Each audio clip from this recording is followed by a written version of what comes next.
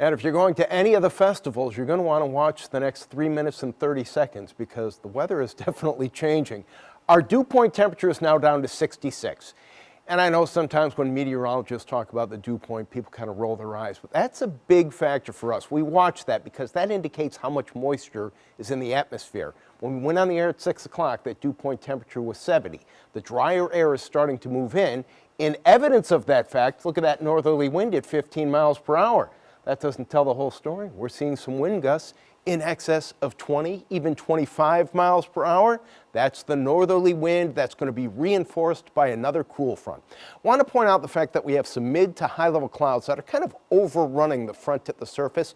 We may have to deal with some of these clouds occasionally throughout the day tomorrow. They're not rain-making clouds, they're those higher clouds. But here's the second cool front just to the north of us. That's the one that's going to be moving through overnight tonight. And that's why the winds are going to pick up, the air is going to get drier, and you're going to feel significantly cooler air even as early as tomorrow morning.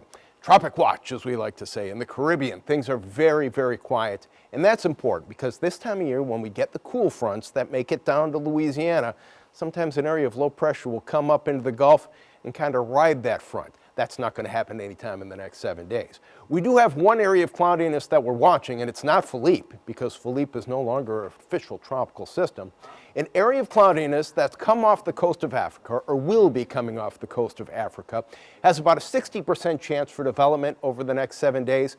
Other than that, tropics are quiet. National Hurricane Center not watching anything. All right, let's talk about the drier air that's coming in. First of all, overnight tonight, yes, we're going to have some of these clouds moving in, but look at how the temperatures are going to be first thing tomorrow morning. Low to mid 60s on the North Shore, mid to upper 60s a little farther south, but still pretty comfortable, even though we may have some of those clouds early in the day.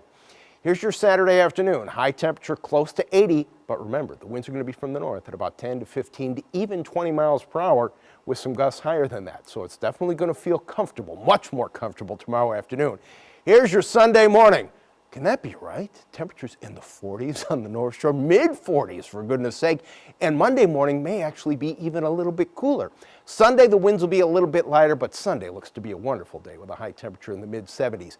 You want rain? We may be getting it later next week. Here's our extended forecast. Wednesday, Thursday, Friday, according to the European model, the front may return as a warm front. If that happens, our chance for rain is going up. So overnight, we'll have mostly cloudy skies.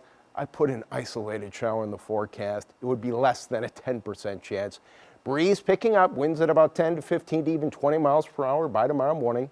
Variably cloudy for your day Saturday, breezy with a high temperature in the upper 70s. And I want to point this out for Gretna Fest because you guys mentioned Leonard Skinner taking the stage at 10 o'clock. The temperature is going to be 65, but it's not going to feel 65 with that breeze. Bring a jacket if you're going to any of the festivals tomorrow evening. Coolest morning is actually going to be Monday morning for us. North Shore again in the 40s. Afternoons, though, just perfect. Monday, Tuesday, even into Wednesday.